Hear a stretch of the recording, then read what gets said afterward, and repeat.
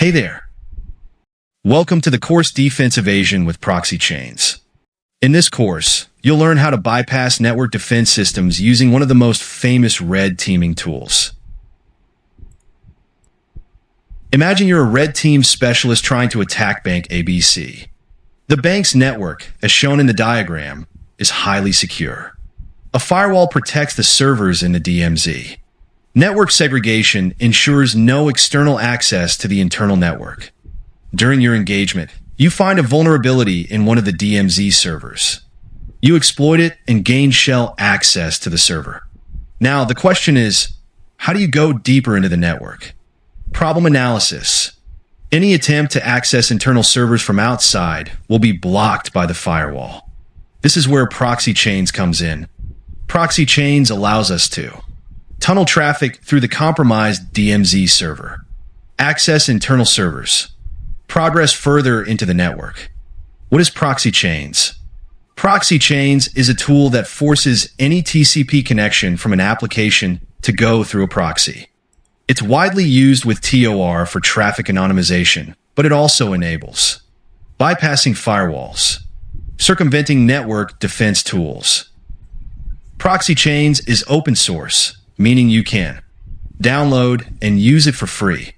Customize its code to suit your needs. Applications.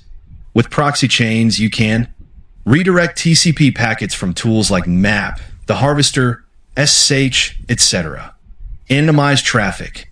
Bypass defense mechanisms to access internal servers not exposed to the internet.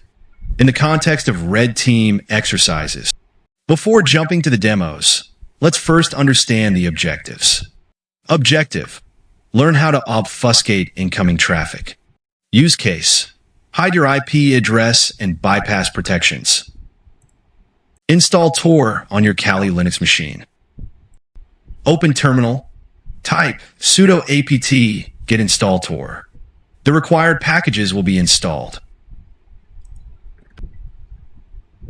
Open the Proxychains configuration file. With sudo mousepad etc. Proxychains 4.conf. All I want is to tunnel my traffic through the TOR network. So let's scroll all the way down to this file. And as you can see, Proxychains already has a pre-configuration for the TOR network. So let's understand what this line does. First, I have to define the type of proxy that I'm using. In here, the TOR client creates a SOCKS4 type of proxy. Then I have to put the IP address of the proxy. And remember, our TOR client connects to the TOR network and creates a port in my local machine. For this reason, I have here my loopback IP, which is 127.0.0.1. After that, we have to define which port is being used for the SOCKS proxy. And again, in our case, the TOR client uses the port 9050. So, we're all good here. There is nothing to change. Start the TOR client by using the command TOR. And this might take a few minutes, so I'll speed up this video to save you some time. Perfect. Take a look. It says bootstrapped 100%, meaning the connection to the TOR network is now up and running. And now we are finally ready to use the Proxychains. The good news is that after all this configuration, it is really easy to use Proxychains.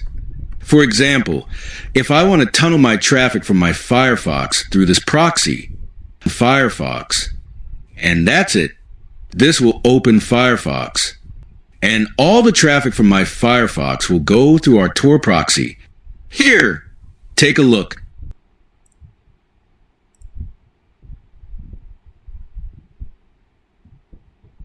It shows my IP as Dronten, Netherlands, and remember, this is not my public IP address. I don't live in this country. If you like this video, make sure to subscribe my channel and click on bell icon.